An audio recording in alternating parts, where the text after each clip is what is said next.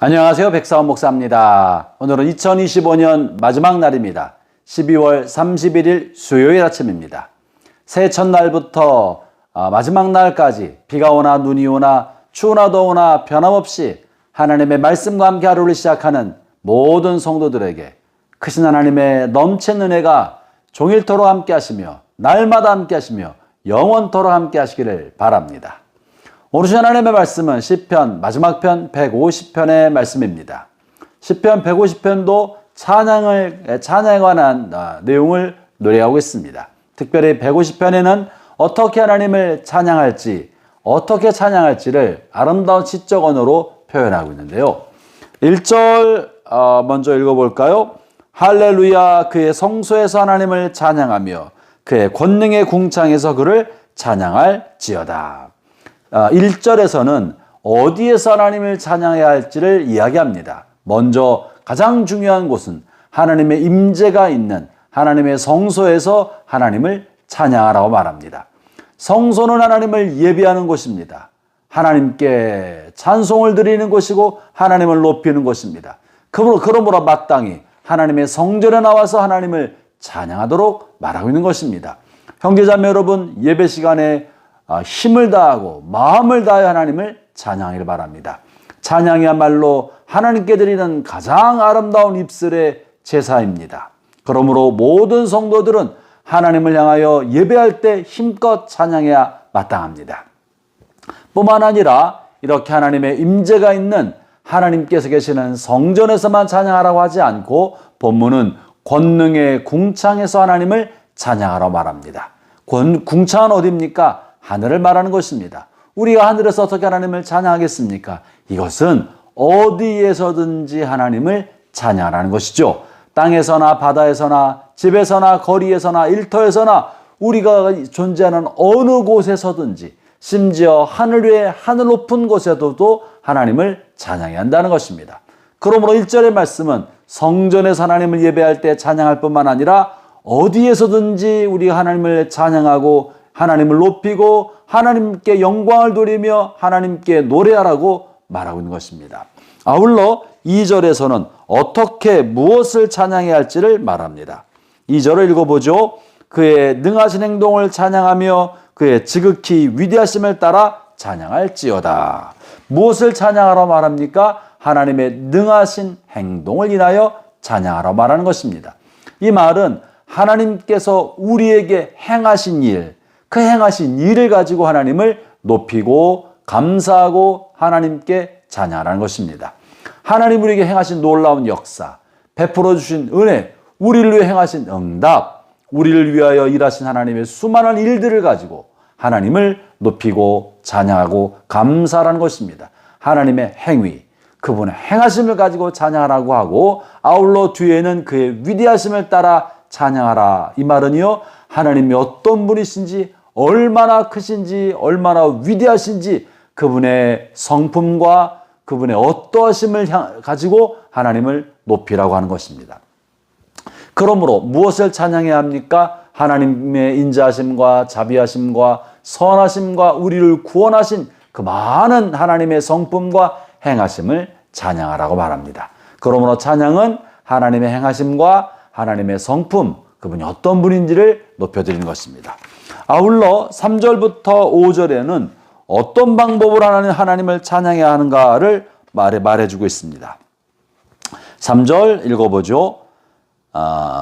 나팔 소리로 찬양하며 비파와 수금으로 찬양할지어다. 나팔을 불고 큰 소리로 나팔 불며 찬양하라.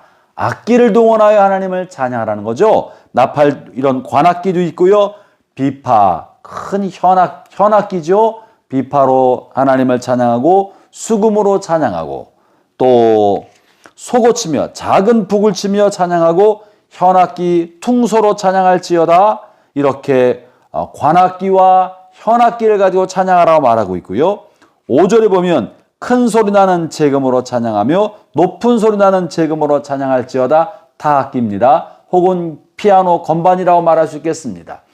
본문은 그래서 관악기를 동원하여 찬양하고 온갖 현악기를 동원하여 찬양하고 소고 같은 작은 북, 큰 북, 드럼, 이런 악기를 동원하여 찬양하고 타악기를 동원하여 찬양하고 이렇게 모든 악기를 동원하여 하나님을 찬양하라고 하고 있습니다.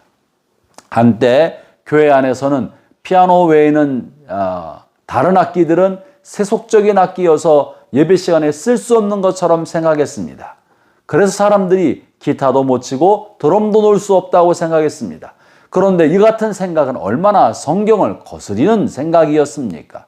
성경에는 분명히 북을 치고 찬양하고 소고 치고 찬양하고 현악기를 동원하여 찬양하라고 말하고 있었지만 익숙하지 않고 잘 다루지 못하고 세상 사람들이 사용한다는 이유로 그것을 터부시하고 오직 오르간, 피아노만 가지고 찬양을 했던 그런 시절이 있었습니다.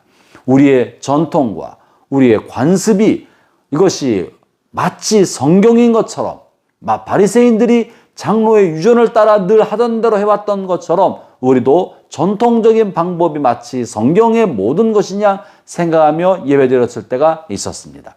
그러나 하나님의 말씀이 전통보다 중요하고 하나님의 말씀이 우선되는 것입니다. 성경에는 온갖 악기를 동원하여 찬양을 하고 있습니다. 그래서 지금은 대부분의 교회들이 예배 시간에 드럼도 치고 기타도 하고 일렉 기타도 사용하고 다양한 악기를 사용하여 하나님을 찬양하고 있습니다. 혹 어떤 사람은 고전적이고 클래식한 악기는 거룩하게 사용할 수 있지만 세상 일반적인 악기는 좀 세속적인 것처럼 생각하는 경향이 있는데 아주 잘못된 생각입니다. 모든 악기는 같이 중립적인 것입니다. 이것으로 하나님께 찬양을 돌리나 세속적인 노래로 세속적인 방법으로 살아가나 그것은 사용하는 사람에 따라 다른 것이지 악기 자체가 그런 것은 아닌 것입니다. 그러므로 성경의 가르침에 따라 온갖 악기를 동원하여 하나님을 찬양하는 것이 마땅한 것이죠. 아울러 본문에서는 4절에 춤을 추며 찬양하라고 말합니다. 이것은 몸을 동원하여 몸짓으로 하나님을 찬양하는 것을 말합니다. 여전히 이것은 우리에게 서툴고 어색하고 우리의 관습과 습관에 맞지 않아서 율동하거나 춤을 추면서 찬양을 하는 것을 힘들어하고 문제가 있는 것처럼 생각합니다만 성경은 분명히 춤을 추며 찬양하라고 말하고 있습니다.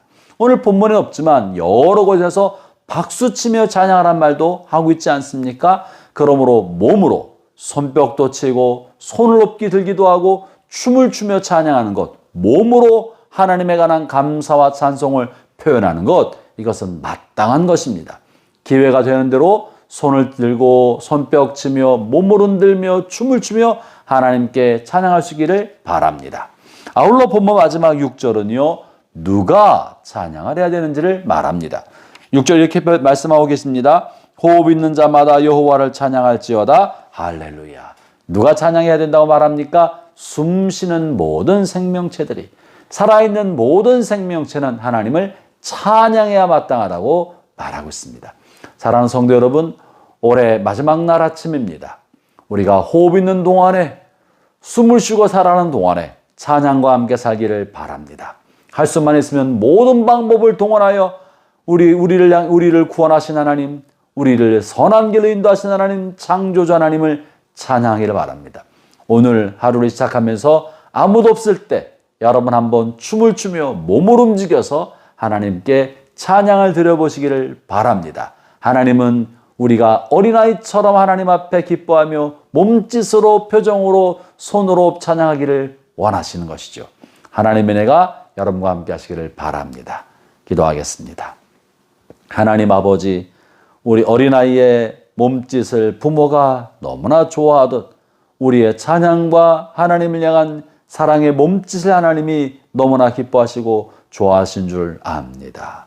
오 주님, 오늘 말씀처럼 호흡 있는 동안에, 숨쉬고 살아가는 동안에 하나님을 찬양하며 어디에 있든지 간에 하나님을 찬양하며 우리가 할 수 있는 모든 방법을 동원하여 하나님을 찬양하며 우리의 생애를 살아가게 하여 주시옵소서.